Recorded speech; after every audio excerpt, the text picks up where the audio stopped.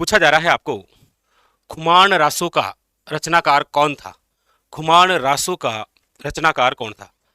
जाचिक जीवन, दलपत, जोधराज या फिर ईश्वरदास? देखिए, हमारे राजस्थान में कुछ प्रमुख रासों हैं जो कि अक्सर एग्जामिनर पूछता है। इस रासों से तात्पर्य है किसी भी राजा के युद्ध, उनके द्वारा विजय और उनकी जो कीर्ति है उसका उल्लेख जिसमें मिलता है उसे कहा जाता है रासो। ठीक है, जैसे प्रमुख रासों के अंदर यदि हम चर्चा करते हैं तो देखिए, नंबर फर्स्ट सबसे प्रसिद्ध तो यही है, आप कमेंट करके बताइए रचनाकार कौन है। एक तो है पृथ्वीराज रासो, एक है आपके बिसलदेव रासो, बिसलदेव रासो, एक है आपके यहां पर दे रखा है देखिए खुमान रासो, एक है आपके संगत रासो, एक है आपके हमीर रासो, एक है आपके शत्रुसाल रासो। प्रमुख रूप से जहां से क्वेश्चन बनने की संभावना है, जैसे पृथ्वीराज रासो के लेखक कौन है? तो आप कहेंगे सर चंद्रबरदाई। कौन है? चंद्रबरदाई, याद रखिएगा। बिसलदेव रासो के जो लेखक हैं वो है आपके नरपति नाले, याद रखिएगा। खुमान रासो की हम बात करते हैं तो याद रखिएगा वो है आपके दलपत विजय। संगत रासो की बात करते हैं तो याद रखिएगा गिरधर आशिया। हमीर रासो याद रखिएगा जोधराज। पृथ्वीराज रासो, बिसलदेव रासो, खुमान रासो, संगत रासो, हमीर रासो। अब आप कहेंगे सारे आपने बता दिए सर, हम क्या बताएं? तो आपके लिए है ना, बताओ कमेंट करके शत्रुसाल रासो के लेखक कौन है। यहां पर ऑप्शन नंबर क्या हो जाएगा? B is correct answer. लीजिए, हाँ, हमीर रासो जो है वो एक जोधराज द्वारा रचित है और एक हमीर रासो सारंगधर द्वारा रचित है। ठीक है, चलिए बताइए। तो आप अक्सर देखते हैं कि इनमें से कोई ना कोई रासो आपको जरूर पूछा जाता है। चलिए आगे बढ़ते हैं और चर्चा करते हैं अगले क्वेश्चन के बारे में। अगला क्वेश्चन देखिए, अगला क्वेश्चन है आपके सामने, एकलिंग महात्म्य किस भाषा में लिखा गया है? एकलिंग जो महात्म्य है वो आपके कौन सी भाषा में लिखा गया है? ब्रिज है, संस्कृत है, राजस्थानी है या फिर मेवाड़ी? देखिए, ग्रंथ कौन सा है? तो आप कहेंगे सर ग्रंथ है एकलिंग महात्म्य।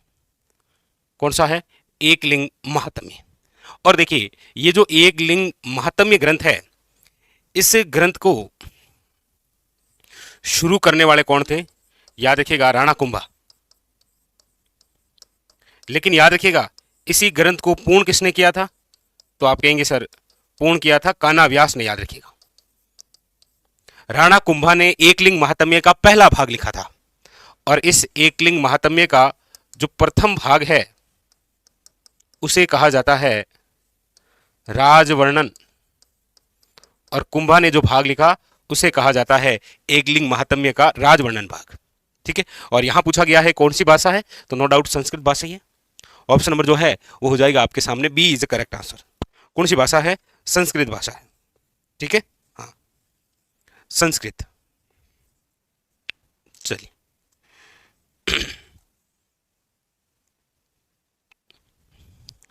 अगला अगला क्वेश्चन है, रानी लक्ष्मी कुमारी चुंडावत्री रचना नहीं है, यानी कि इनमें से ऐसी कौन सी रचना है जो कि आपके रानी लक्ष्मी कुमारी चुंडावत्री नहीं है? आप कहेंगे सर मांजल रात लक्ष्मी कुमारी चुंडावत की रचना है। केरे चकवारी बात, ये भी लक्ष्मी कुमारी चुंडावत्री है। हुंकारो दासा, ये भी लक्ष्मी कुमारी चुंडावत की है। याद रखिएगा बगड़ावत कथा भी इनकी है। याद रखिएगा बाबूजी री बात, वो भी इन्हीं की रचना है। डूंग जी जवार जी री बात, डूंग जी जवार जी री बात भी नहीं। टाबरारी बाता, वो भी इनकी ही रचना है। तो ये सारी इन्हीं की रचना है। लेकिन धरतीरोधणी या धीणो, ये लक्ष्मी कुमारी चुंडावत की नहीं है। नहीं, वो कन्हैयालाल शेठिया जी की तो वो है ना, धरती धुरारी है। ठीक है। तो यहां हो जाएगा आपके सामने ऑप्शन नंबर जो है वो है डी इज इनकरेक्ट, याद रखिएगा। अगला क्वेश्चन देखिए, अगला है लक्ष्मी कुमारी चुंडावत को पद्मश्री उनके किस क्षेत्र में योगदान के लिए दिया गया। अब लक्ष्मी कुमारी चुंडावत को पद्मश्री जो है वो कौन से क्षेत्र में योगदान के लिए दिया गया, राजनीतिज्ञ क्षेत्र, समाज सेवा, चित्रकला या साहित्यिक, तो साहित्यिक क्षेत्र में। ठीक है। बाकी रानी लक्ष्मी कुमारी जो चुंडावत है वो पॉलिटिशियन भी थी, पता है ना आपको, कांग्रेस विधानसभा की अध्यक्ष भी रही थी, ये सांसद रही थी। इनका जन्म हुआ था देवगढ़ के अंदर, ठीक है, जो कि राजसमंद में आता है। चलिए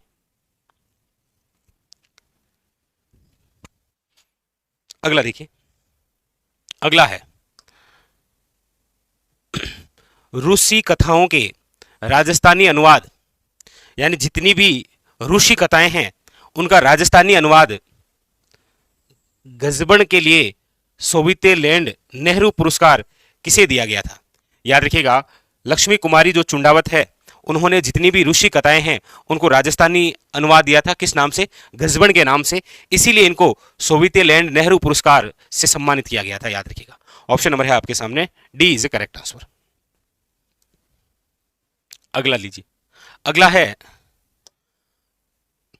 राज विनोद का रचयिता कौन था। लीजिए, जब भी विनोद आता है तो आप कहेंगे सर एक तो सबसे प्रमुख है वीर विनोद, एक है राज विनोद, एक है आपके प्रेम विनोद। तो ये इतने सारे विनोद, लीजिए वीर विनोद, राज विनोद और प्रेम विनोद तीनों ही पूछे गए।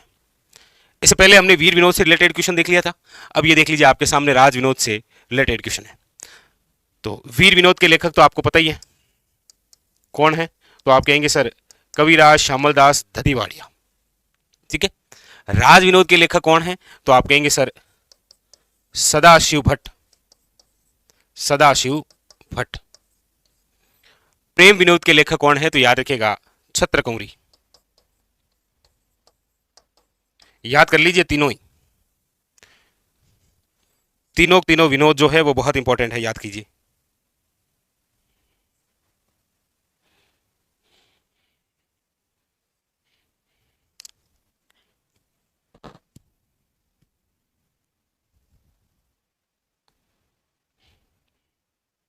चलिए ठीक है, ऑप्शन नंबर क्या है यहां पर, B is a correct answer.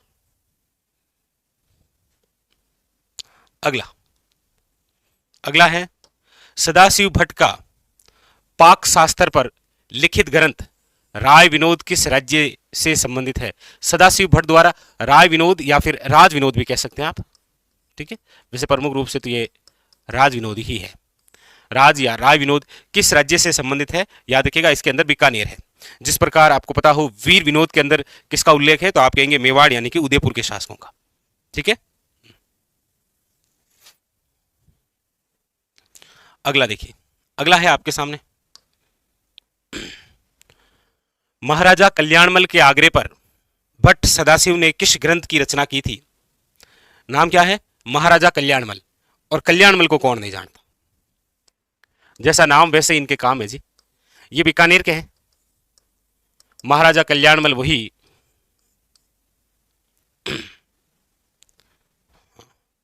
जो खानवा युद्ध में भी गए थे। उस समय हालांकि ये राजा नहीं थे, राजकुमार थे। उसके बाद में फिर ये नागौर दरबार के अंदर भी गए थे 1570 में। उससे पहले ये शेरशाह सूरी के पास भी गए थे। तो सदाशिव भट्ट ने किस ग्रंथ की रचना की थी, राज विनोद की। ऑप्शन नंबर है आपके सामने B is a correct answer. ठीक है, चलिए अगला लीजिए। अगला क्वेश्चन है बिसल देव रासों में कौन सो रस प्रधान है। बिसल देव रासो जो ग्रंथ है उसमें किस प्रकार का रस है, वीर रस है, रौद्र रस है, श्रृंगार रस है या करुणा रस है। तो आप कहेंगे सर वैसे बिसल देव जो रासो है ये एक प्रकार का प्रेम काव्य है। और प्रेम काव्य के अंदर वीर, रौद्र और करुण का क्या काम? प्रेम है तो श्रृंगार है। ठीक है, याद रखिएगा यहां पर ऑप्शन नंबर है सी इज करेक्ट आंसर, श्रृंगार रस। यदि यहां पर ऑप्शन होता प्रेम वाला तो प्रेम करते, लेकिन बिसलदेव रासो में कौन सो रस है, तो वो श्रृंगार रस है। हाँ, क्वेश्चन पूछा जाए बिसलदेव रासो किस प्रकार का काव्य है, तो ये प्रेम काव्य है। ठीक है, हाँ बताइए बिसलदेव रासो। बिसलदेव रासो जिसके लेखक नरपति नाले, याद रखिएगा ये एक प्रकार का प्रेम काव्य है। और किस प्रकार का रस है, तो याद रखिएगा वैसे देखा जाए तो इसके अंदर श्रृंगार रस है। ठीक है, इसके अंदर उल्लेख जो है बिसलदेव मतलब समझ गए होंगे विग्रहराज चतुर्थ, वे इनकी पत्नी जो है राजमती, उनका उल्लेख है। ठीक है, चलिए तो ऑप्शन नंबर है यहां पर सी इज करेक्ट आंसर। अगला लीजिए, अगला है बिसलदेव रासो नामक ग्रंथ की रचना किसने की? बताइए, कमेंट करिए फटाफट, अभी हमने चर्चा की। दीजिए बिसलदेव रासो नामक, हाँ बिसलदेव रासो नामक ग्रंथ की रचना किसने की, बताइए।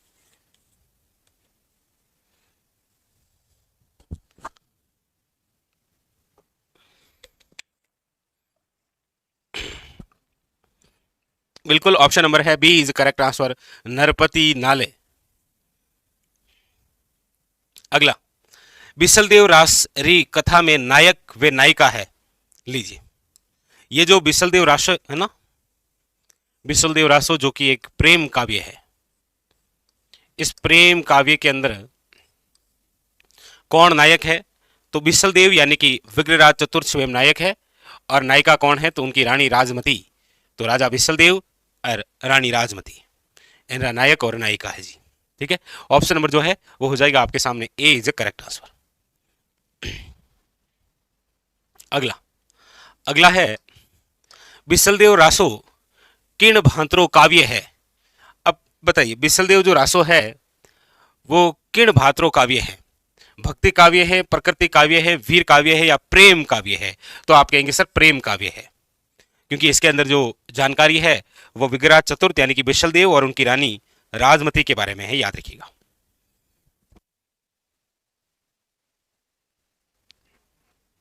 ठीक है,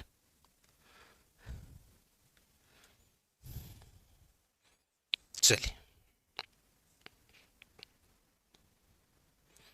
अगला देखिए, अगला है बिसलदेव रासो की मुख्य महिला पात्र निम्न में से कौन सी है? देखिए बिसलदेव जो रासो है इसके अंदर हमने देख ही लिया है, नायक की बात करते हैं तो विग्रहराज चतुर्थ या बिसलदेव है, और रानी की बात करते हैं तो राजमती है। तो ऑप्शन नंबर यहां पर क्या है, B is a correct answer.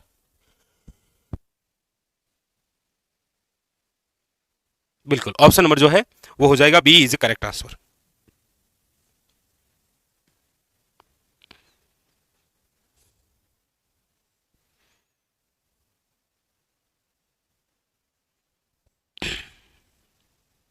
Clear?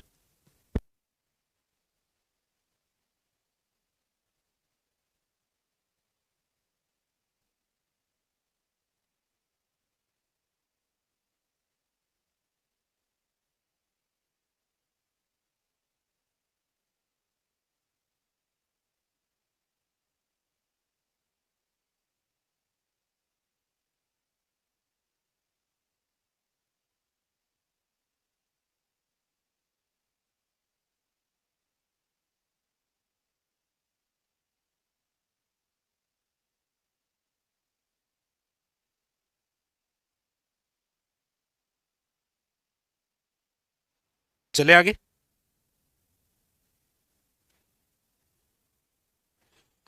लीजिए अगला क्वेश्चन। अगला है आपके सामने, कर्नल जेम्स टोड ने अपना यात्रा वृतांत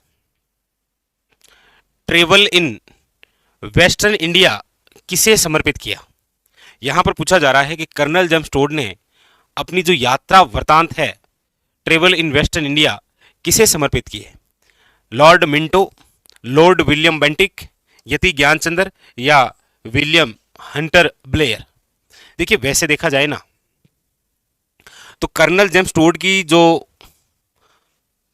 प्रथम पुस्तक है ना, प्रथम पुस्तक कौन सी, हमारे राजस्थान इतिहास से संबंधित, जियोग्राफी से संबंधित, कल्चर से संबंधित, जिसका नाम है the Annals and Antiquities of Rajasthan. देखिए ये पुस्तक तो इन्होंने समर्पित की है अपने गुरु को, और गुरु का नाम है यति ज्ञानचंद्र। ठीक है, याद रखिएगा। वैसे इस पुस्तक का जो प्रकाशन है वो हुआ था 1929 के अंदर, याद रखिएगा। ठीक है, लेकिन ये जो ट्रेवल इन वेस्टर्न इंडिया है, यानी कि पश्चिमी भारत की जो यात्रा नामक पुस्तक है, इस पुस्तक का प्रकाशन कर्नल जेम्स टोड की मृत्यु के बाद इनकी पत्नी द्वारा किया गया, जूलिया द्वारा। और इसका जो प्रकाशन है वो 1939 के अंदर की। तो कहते हैं कि इस बुक का जो प्रकाशन है वो तो टोड की मृत्यु के बाद हुआ, इसलिए टोड ने तो इसे किसे समर्पित किया ही नहीं था।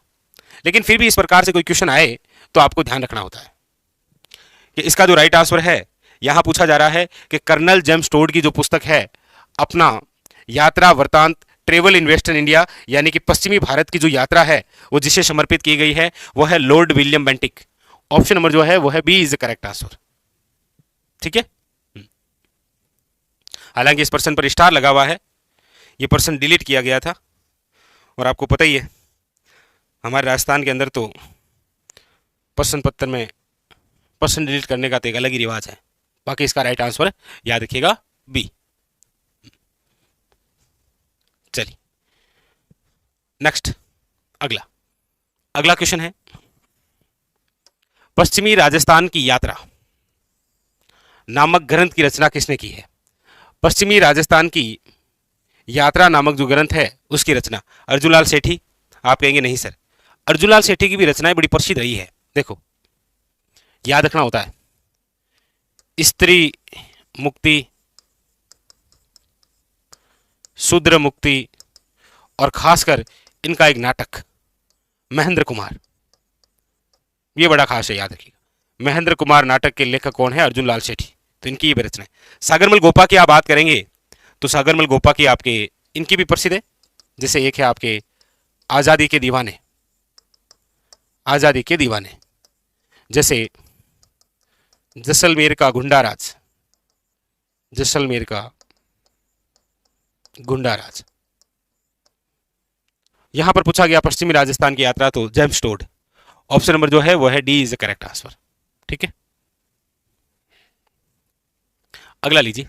अगला है the Annals and Antiquities of Rajasthan नामक पुस्तक किसने लिखी है? The Annals and Antiquities of Rajasthan नामक पुस्तक के जो लेखक हैं उनका नाम है, लेखक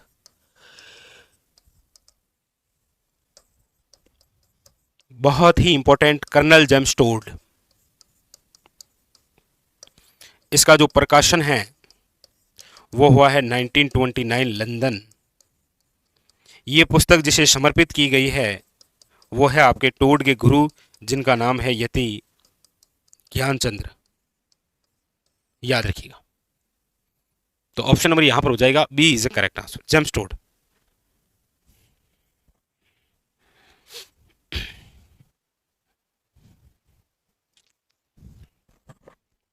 बिल्कुल,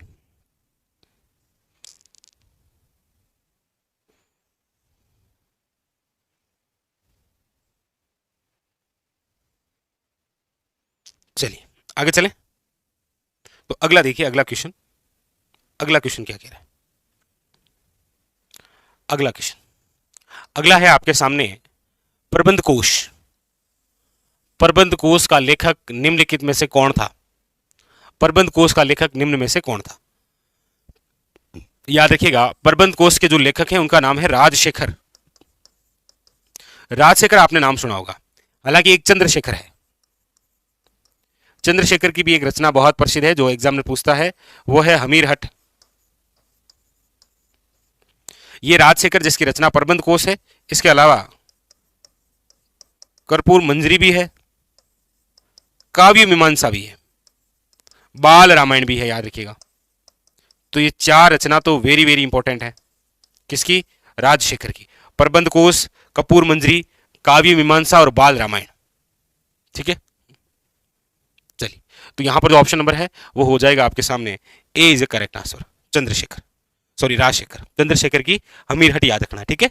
चंद्रशेखर हमीरहट है, बाकी राजशेखर प्रबंध कोश, कपूर मंजरी, काव्य मीमांसा और बाल रामायण याद कर लीजिए।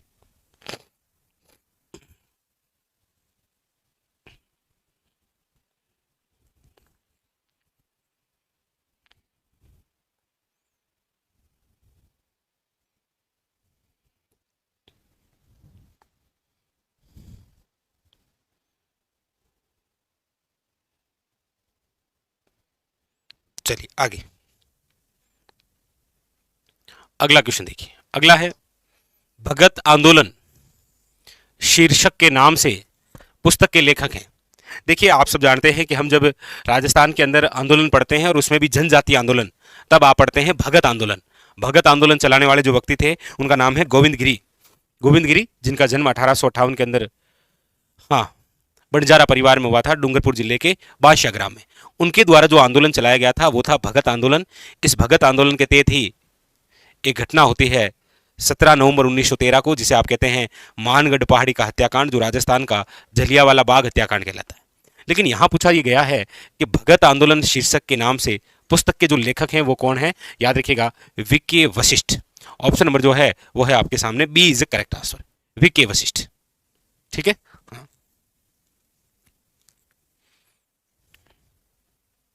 लीजिए अगला है बुद्धि विलास ग्रंथ के लेखक हैं। बुद्धि विलास ग्रंथ के लेखक हैं कृष्णा आडा, बख्तराम शाह, बांकीदास या नरोत्तम। बुद्धि विलास ग्रंथ याद रखिएगा, इस बुद्धि विलास ग्रंथ के अंदर जयपुर नगर की स्थापना का उल्लेख है। पूरी जानकारी मिलती है कि जयपुर नगर की स्थापना किस प्रकार से हुई, उसकी संपूर्ण जानकारी जिसमें मिलती है वो है बुद्धि विलास ग्रंथ, और इसके जो लेखक हैं वो है बख्तराम शाह। याद रखिएगा ऑप्शन नंबर जो है वो है आपके सामने B is correct answer, Bakhtram Shah. अगला लीजिए, अगला क्वेश्चन है निम्नलिखित में से कौन सा ग्रंथ जयपुर की स्थापना व शहर की नगर निर्माण योजना की जानकारी देता है। लीजिए पूछा गया है कि ऐसा कौन सा ग्रंथ है जो जयपुर की स्थापना व जयपुर शहर की नगर निर्माण जो योजना है, जो बिल्कुल सिंधु घाटी सभ्यता की तर्ज पर है। ऐसा पूछा भी जाए ना आपको कभी कि सिंधु घाटी सभ्यता की तर्ज पर बसा हुआ राजस्थान का नगर कौन सा है, याद रखिएगा जयपुर नगर। और उल्लेख जो है वो आपको बता ही दिया पहले, बुद्धि विलास ग्रंथ के अंदर है, और बुद्धि विलास ग्रंथ के लेखक हैं बख्तराम शाह। याद रखिएगा। अगला लीजिए, बड़ा शानदार सा क्वेश्चन।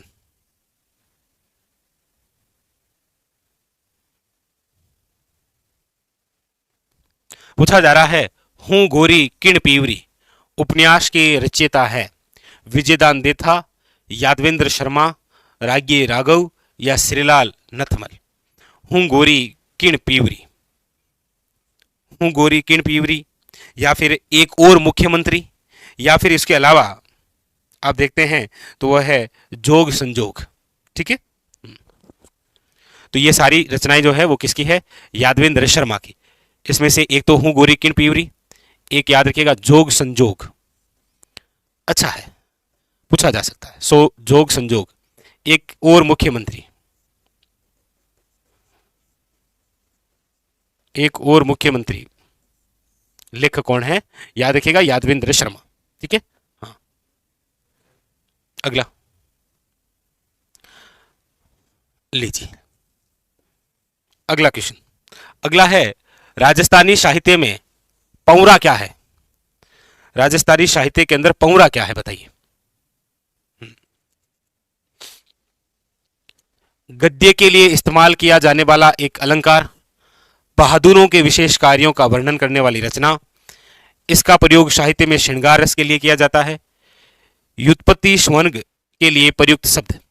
राजस्थानी साहित्य के अंदर जो पौरा है उसका अर्थ होता है बहादुरों के लिए विशेष कार्य का वर्णन करने वाली रचना पौरा कहलाती है, पौरा। ठीक है, याद रखिएगा। अगला अगला है, अंग्रेजों को मुलकरा मीठा ठंग किसने कहा है? किसने कहा है कि ये जो अंग्रेज हैं ये तो आपा मुल्क का मीठा ठंग है?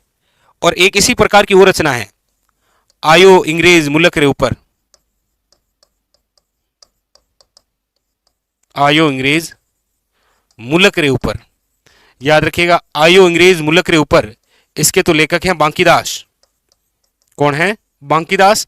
और अंग्रेजों को हमारे इस मुल्क का मीठा ठंग किसने बताया था? याद रखिएगा, शंकरदान शामोर ने। ऑप्शन नंबर जो है वो है बी इज करेक्ट आंसर। ये दोनों ही बड़े अच्छे क्वेश्चन, ये तो वीडियो में पूछ रखा आपके सामने और ये भी पूछ रखा है, आयो अंग्रेज मुल्क रे ऊपर, बांकीदास, याद रखिएगा। ठीक है,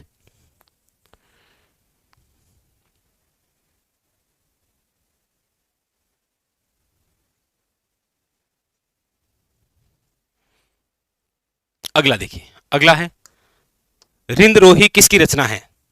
रिंदरोही ईओ आरओ के अंदर और वीडियो एग्जाम में आया, बड़ा अच्छा क्वेश्चन है।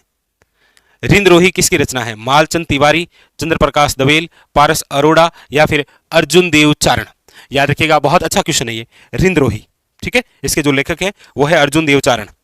ऑप्शन नंबर जो है वो हो जाएगा आपके सामने सी इज करेक्ट आंसर, अर्जुन देव चारण। ठीक है, चलिए लीजिए अगला क्वेश्चन।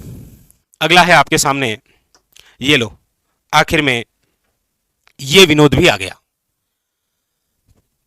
पिछले सेशन में हमने वीर विनोद, कविराज श्यामलदास धदीवाड़िया पढ़ा, अभी थोड़ी देर पहले हमने राज विनोद पढ़ा, और ये लीजिए प्रेम विनोद। तो देखा है विनोद, तीनों विनोद एग्जाम के अंदर पूछे गए हैं, वीर विनोद, राज विनोद और प्रेम विनोद। प्रेम विनोद नामक ग्रंथ किसकी रचना है? अजब दे पंवार, हंसाबाई, छत्र कुंवरी या फिर किरण देवी? तो आप कहेंगे सर ऑप्शन नंबर यहां पर सी इज करेक्ट आंसर है। ठीक है, याद रखिएगा, इंपॉर्टेंट।